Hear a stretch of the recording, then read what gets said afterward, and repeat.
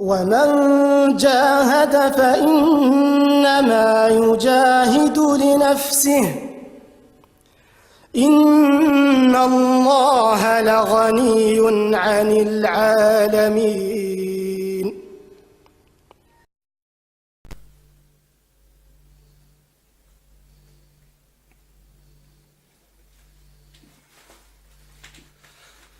Salam alaikum à tous mes frères et sœurs en islam et bonjour à tous mes frères et sœurs en humanité.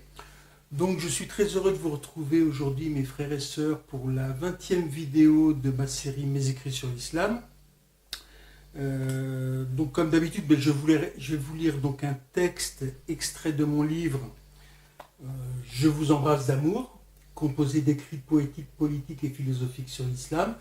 Et puis après je vais vous commenter brièvement ce texte.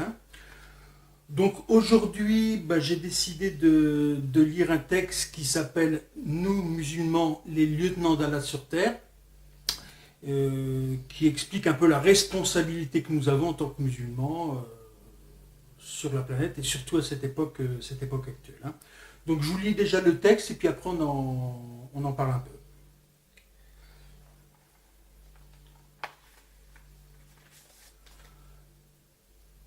Nous, musulmans, les lieutenants d'Allah sur terre. Salam alaikum, la paix sur vous. Chers frères et sœurs, peu importe que ce soit Trump qui soit président des États-Unis, il restera la marionnette comme ses prédécesseurs, Obama, Bush, Clinton, etc., etc., des marchands d'armes, de pétrole et de médicaments qui sèment le chaos dans le monde. Je vous le dis, mes frères et sœurs, nous, musulmans, les lieutenants d'Allah sur terre, avons une mission importante. Car la seule force capable de mettre fin à l'impérialisme illumaçon capitalo-sioniste, cause du malheur du monde, est l'union du musulman, avec l'aide bien sûr des non-musulmans de bonne volonté, qui pourra contribuer à l'établissement sur terre d'un monde de paix, de justice et d'amour pour nous et nos enfants. L'amour vaincra l'ignorance et l'intolérance, Inch'Allah. Love Action, United People Islamic Union, paix, shalom, salam, pêche, alom, alam. Stéphane Amari. Et puis maintenant, donc, je vais vous lire un verset que j'ai mis à la suite de ce texte. Lorsque ton Seigneur confia aux anges, je vais établir sur la terre un vicaire, Alifa, ils dirent, vas-tu y désigner un qui mettra le désordre et répandra le sang, comme quand nous sommes là à te sanctifier et à te glorifier? Il dit, en vérité, je sais ce que vous ne savez pas. Coran Surat Al-Baqarah, la vache, verset 30. Donc voilà mes frères et sœurs, donc je vous ai lu ce texte qui, comme tous les textes que j'écris, me tient à cœur. Alors aujourd'hui c'est pour une raison trop simple, c'est qu'il y a, à l'heure actuelle on voit sur la Terre un chaos indescriptible dans tous les domaines, que ce soit les domaines économiques, écologiques, que ce soit la guerre, etc. Et nous, on se rend compte que l'islam, c'est la dernière révélation d'Allah, messager Muhammad sallallahu alayhi wa sallam est le dernier messager. Et malgré cela, les musulmans n'impriment pas l'action qu'ils devraient imprimer à la planète. Puisque aujourd'hui, nous sommes dans un monde gouverné par l'injustice, la guerre et la haine. Alors, si les musulmans impulsaient ce que leur a demandé Allah, on aurait une terre remplie de paix, de justice et d'amour. Alors,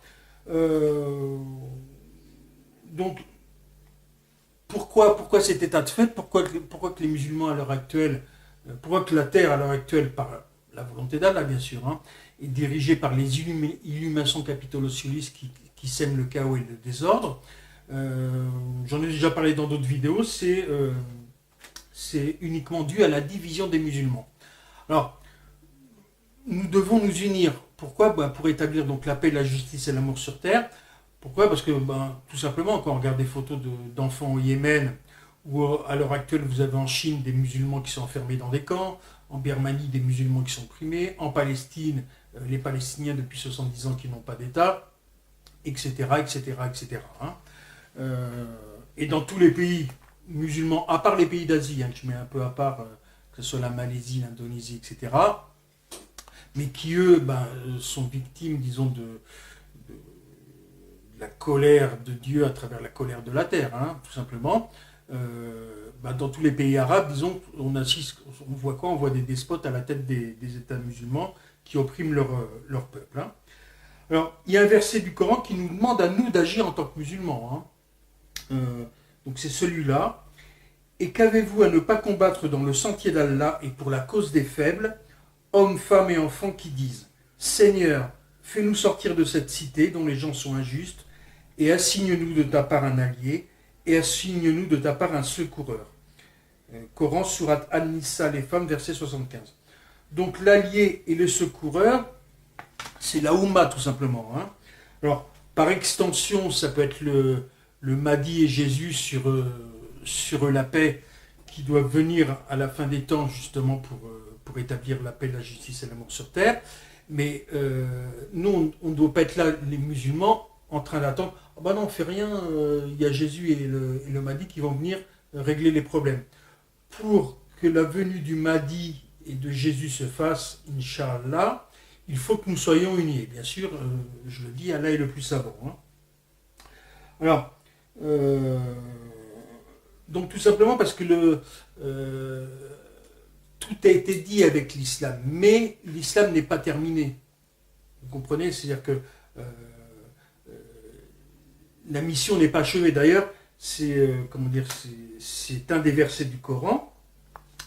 Et d'ailleurs, on se rend compte en lisant ce verset, les attaques que l'islam subit de la part des illuminations capitalistes, c'est qu'eux, justement, sont au courant du rôle important que les musulmans doivent jouer à la fin des temps, puisque l'islam et les musulmans sont le seul système capable de s'opposer au système illumination capitalo-socialiste qui voudrait mettre à sa botte tous les humains sur terre, qui sont à la solde de Shaitan, bien sûr, le maudit. Alors, ce verset, c'est le suivant. Ils veulent éteindre avec leur bouche la lumière d'Allah, alors qu'Allah ne veut que parachever sa lumière, quelques répulsions qu'en ont les mécréants. Sourate At-Tawbah, verset 32. Alors, nous, bien sûr, on a donc, comme je vous le disais, une responsabilité en tant que musulmans, c'est-à-dire que à partir du moment où on est musulman, ce n'est pas du tout la même chose que si on était bouddhiste, hindouiste, chrétien, juif, etc. Comme je vous l'ai dit, l'islam c'est la religion agréée par Allah. Donc nous, en musulmans, nous devons jouer un rôle, comme je l'ai dit dans le verset où Allah a désigné un vicaire sur terre. Le vicaire sur terre, c'est le musulman. Alors, c'est pour ça d'ailleurs que dans ce verset, ça nous rappelle le rôle que nous devons jouer en tant que musulmans. C'est lui qui a envoyé son messager avec la bonne direction et la religion de la vérité, afin qu'elle triomphe sur toute autre religion, quelques répulsions qu'en aient les associateurs. Sourate At-Tawbah, verset 33. Alors, bien sûr, il y a des gens qui peuvent être désespérés. Je pense par exemple aux gens qui n'ont pas de religion, ou aux gens qui ne sont pas musulmans. Nous, les musulmans, quelles que soient les épreuves qui nous arrivent, on voit qu'il y a des musulmans qui subissent des épreuves très dures. Mais il suffit tout simplement de se rappeler des débuts de l'islam où les musulmans étaient persécutés. À partir du moment où vous arrivez avec la vérité, il y aura toujours une opposition. Les gens veulent, le système actuel veut nous voir dans le mensonge. Ils préféraient avoir que des consommateurs qui se dirigent en masse vers les supermarchés, plutôt que des gens qui pensent à l'au-delà et qui pensent au partage, à l'amour du prochain, etc. Pourquoi? Parce que si on pensait trop à l'amour du prochain, les marchands d'armes, ils feraient la tête, il n'y aurait plus de guerre, etc.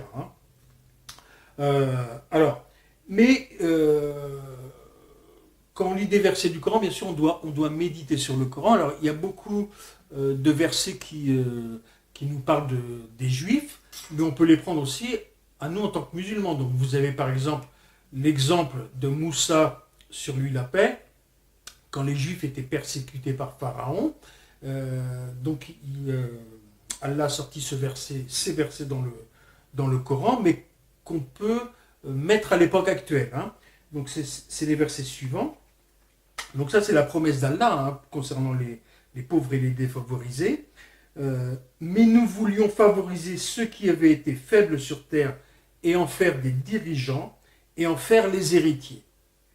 et les établir puissamment sur terre et faire voir à Pharaon, à Haman et à leurs soldats ce dont ils redoutaient.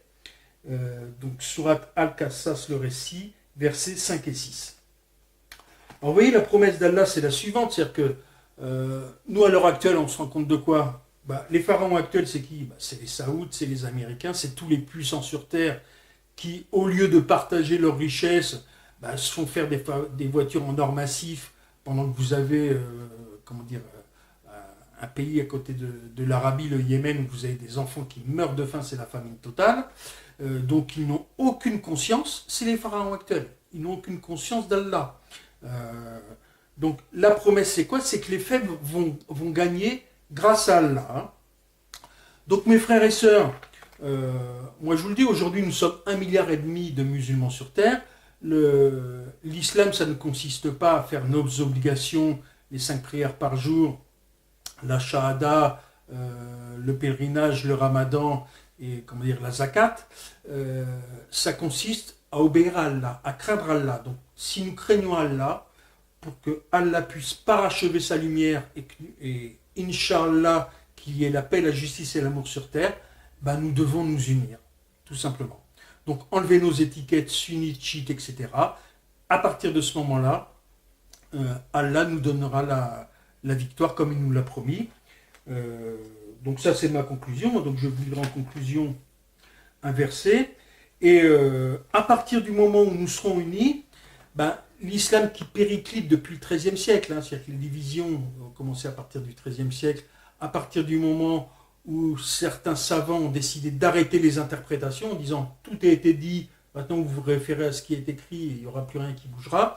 À partir du moment où il n'y a plus d'interprétation, il n'y a plus d'efforts de recherche, la religion a commencé à péricliter. Après vous avez eu les pays musulmans qui étaient très forts, puisqu'il y a eu Andalous, les musulmans étaient présents de l'Asie, de l'Inde, jusqu'en toute l'Europe et l'Afrique. Après, vous avez eu les colonisateurs, etc. Toutes les recherches scientifiques depuis un siècle, c'est les Occidentaux qui les font, alors que les musulmans au XIIe, XIIIe siècle étaient les plus grands scientifiques, astronomes, mathématiciens, etc. Donc il nous faut retrouver l'éclat que l'islam a connu lors de la période de Médine et lors de la période d'Andalous, puisque après la mort du prophète sallallahu alayhi wa sallam, l'islam s'est propagé vraiment comme une lumière éclatante, justement. Et rien ne pouvait résister aux musulmans, parce qu'ils avaient vraiment la foi et qu'ils étaient unis. À partir du moment où ils ont commencé à se désunir, les musulmans, c'est fini. Les mécréants ont pris le dessus. Mais la promesse d'Allah, c'est que l'islam sera vainqueur, justement. Mais c'est à nous d'en prendre conscience et d'agir. Alors, je vais vous lire juste la sourate Al-Fas, la victoire éclatante, les 5 premiers versets. En vérité, nous t'avons accordé une victoire éclatante, afin qu'Allah te pardonne tes péchés passés et futurs, qu'il parachève sur toi son bienfait et te guide sur une voie droite, et qu'Allah te donne un puissant secours. C'est lui qui a fait descendre la quiétude dans les cœurs des croyants, afin qu'ils ajoutent une foi à leur foi. À Allah appartiennent les armées des cieux et de la terre, et Allah est omniscient et sage. Afin qu'il fasse entrer les croyants et les croyantes dans des jardins sous lesquels coulent les ruisseaux, où ils demeureront éternellement, et afin de leur effacer leurs méfaits. Cela est auprès d'Allah un énorme succès. Donc voilà mes frères et sœurs. Donc je lance un appel à tous mes frères et sœurs en islam. Donc enlevons nos étiquettes, nous sommes simplement musulmans comme nous a appelé Allah dans le Coran. Suivons le Coran et la Sunna. Si nous sommes ceux qui sont dans des sectes, sortez de vos sectes, tout ça c'est la dunya. Nous devons craindre Allah et suivre le messager sallallahu alayhi wa sallam. Tout simplement. Unis, nous apporterons la paix, la justice et l'amour sur terre, Inch'Allah. Et justement, nous pourrons répondre aux besoins des opprimés, comme le désire Allah notre Seigneur. Donc mes frères et sœurs, je vous dis salam alaikum. Merci à vous de partager cette vidéo si elle vous a plu. Et appelez autour de vous les musulmans à cesser leur division et à s'unir. Et bien sûr, je vous ai donné des avis et des conseils, mais Allah est le plus savant. À bientôt, Inch'Allah.